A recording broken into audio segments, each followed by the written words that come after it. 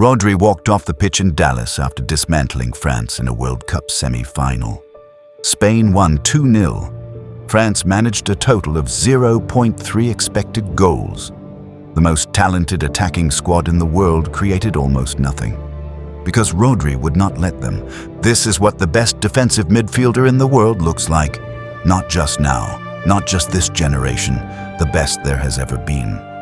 And yes, I'm saying Rodri is better than Sergio Busquets, the man who invented the modern defensive midfield role, the man who won everything there was to win, the heartbeat of the greatest club team ever assembled. Rodri is better, and by the time this World Cup final is played on Sunday, that might not even be a debate anymore. Let me show you why. Let's start with what Busquets was. Because if you don't understand his greatness, you cannot understand what it means to surpass it. Sergio Busquets was the architect of an era. Between 2008 and 2012, he was the foundation of a Barcelona team that played the most beautiful football the world had ever seen. Xavi controlled the tempo. Iniesta created the magic. Messi finished it, but Busquets made all of it possible.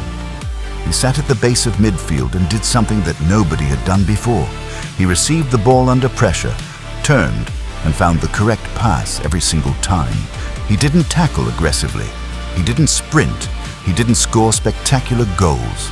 He positioned himself so perfectly that the ball came to him, and when it did, he always made the right decision. Xavi once said, "Busquets is the best midfielder in the world. If you watch the game, you don't see Busquets. But if you watch Busquets, you see the whole game." That is the highest compliment a midfielder has ever received.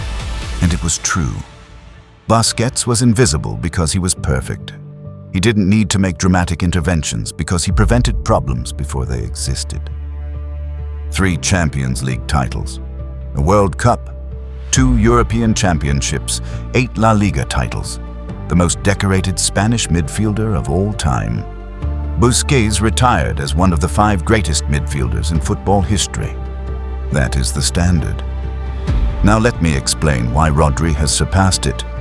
The first difference is physical dominance. Busquets was never a physical midfielder. He was 189 centimeters tall, but he played like a chess piece.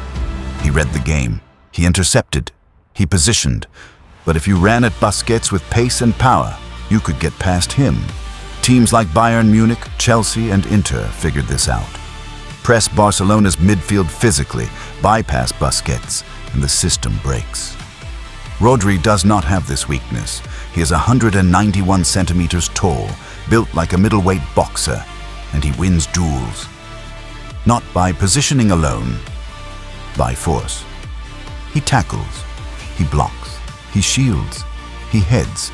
He competes in every physical contest on the pitch, and he wins most of them.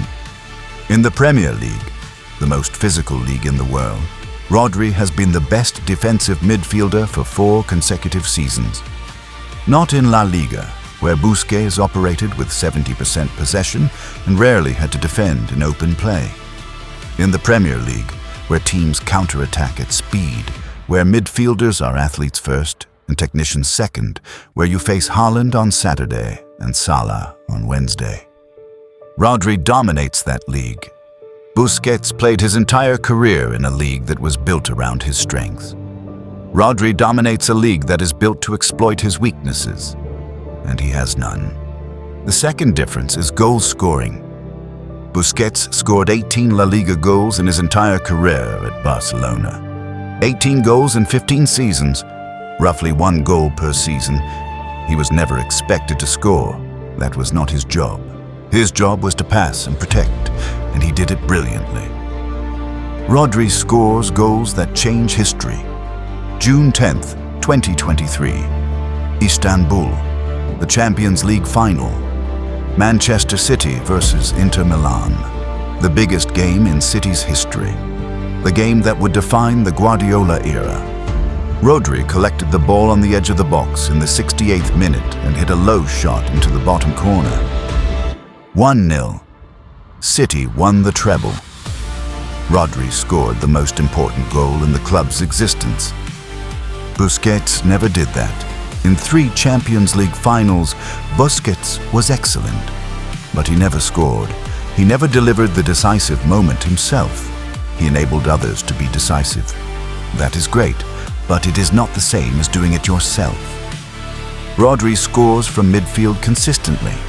He scored 8 Premier League goals last season. He has scored crucial goals for Spain. He arrives late, he reads the play, and he finishes with a composure that you do not expect from a defensive midfielder.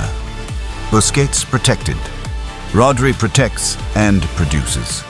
That is the difference between very good and complete. The third difference is the Ballon d'Or. In 2024, Rodri won the Ballon d'Or, the first defensive midfielder to win it since Matthias Sammer in 1996. 28 years. No defensive midfielder on the planet was considered the best player in the world for 28 years. Until Rodri.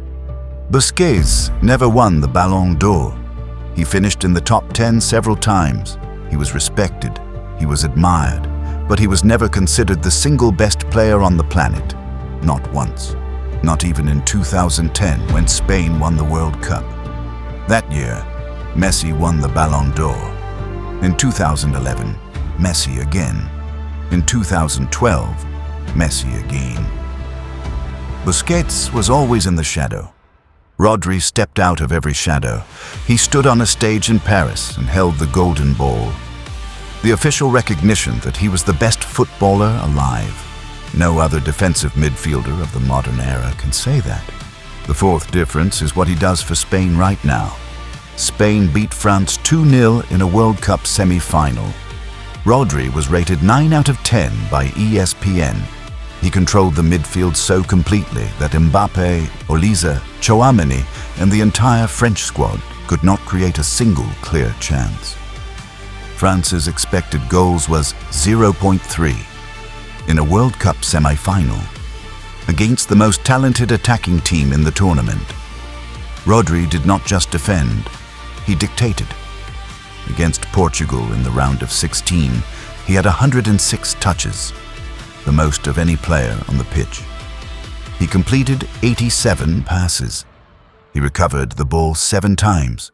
He was named Man of the Match. Luis de la Fuente said, "He is the best in the world in his position. Questioning him confuses me." Against Belgium in the quarter-final, he anchored the midfield as Spain won 2-1. Spain have now conceded just 1 goal in the entire tournament. 1 in 6 matches.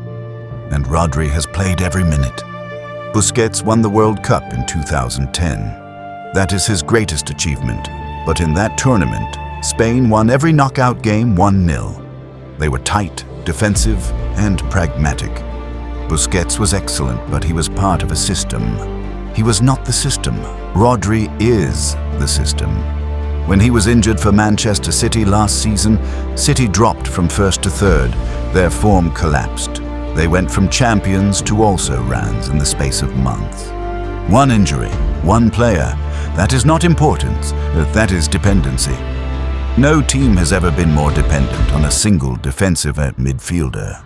Spain now play in the World Cup final on Sunday. If they win, and they are the favorites, Rodri will have achieved something that Busquets never did in the same context. He will have won the Ballon d'Or, the Champions League, the European Championship, and the World Cup while being the undisputed best player in his position in the world. Busquets won all of those trophies, but he was never the Ballon d'Or winner while doing it. He was always the 3rd or 4th most important player on the pitch. Behind Messi, behind Xavi, behind Iniesta. Rodri is nobody's supporting act. He is the main event. The 5th difference is completeness. And this is the one that settles it. Busquets was the best at one thing, reading the game and making the right pass. He was the purest number 6 who ever lived. A metronome, a conductor. He did one thing better than anyone in history. Rodri does 5 things at an elite level. He reads the game, he passes, he tackles, he scores, he leads. He is not the best at any single one of those skills compared to Busquets' passing, but he is elite at all of them simultaneously. That is what complete means. It means there is no weakness.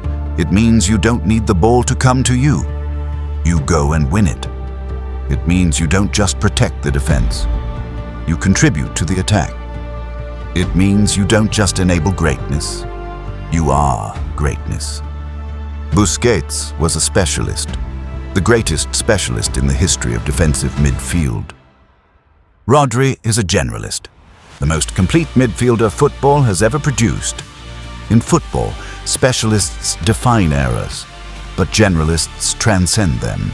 Busquets defined the tiki-taka era. When that era ended, his influence faded. At Inter Miami, he was a luxury, a relic of a system that no longer existed at the highest level. Rodri transcends systems. He has played for Guardiola at City, the most possession-dominant team in England. He has played for De La Fuente at Spain, a team that presses, counters, and defends in a way that would have been alien to Busquets' Barcelona. He adapts, he evolves, he is elite regardless of the system around him. Busquets needed tiki-taka. Rodri doesn't need anything except a football pitch. On Sunday, Spain will play in the World Cup final. If Rodri lifts that trophy, the debate is over. He will have matched Busquets' greatest achievement, and he will have done it while holding the Ballon d'Or, while being named man of the match in knockout rounds, while scoring crucial goals, while leading his team as its most important player. Not as the third most important player behind Messi, Xavi, and Iniesta. As the first, Busquets was one of the greatest midfielders in football history. He invented a role. He defined an era. He deserves every piece of respect he receives, but Rodri is better, more complete, more dominant, more decisive. The World Cup final is on Sunday, and Rodri is not finished yet. Subscribe to KK99 for more football analysis every week.